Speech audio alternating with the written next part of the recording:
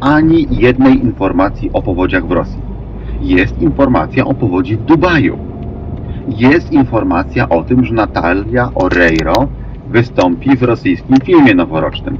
Jest dużo informacji o bohaterach specoperacji, w tym o dziewczynie, która znalazła miłość na pierwszej linii frontu. Tam spotkała swojego ukochanego i ona mówi, cytuję, komandirować stamtąd. You work for 30, 40 grand a year. After you paid your bills, you probably only got sort of 5, 6 left over. You know what I mean?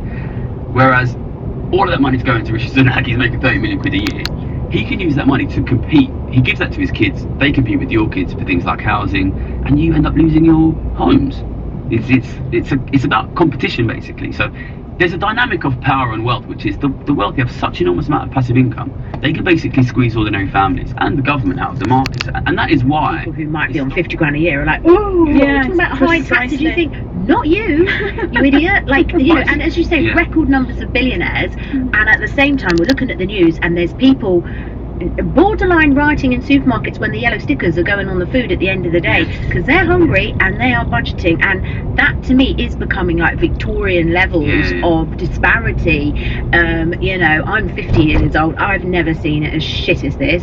It's really, really hard. that's the way the world is. Absolutely. So, wealth tax, this is something you're really strongly advocating for, and as you've already explained, you are talking, well, I mean, there's a clue in the name, wealth tax. So, to the people that panic, I don't get it.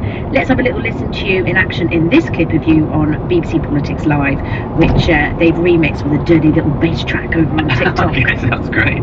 Yeah, exactly. Working people pay tax. The wealthiest people don't pay tax. They pay much, much lower rates of tax.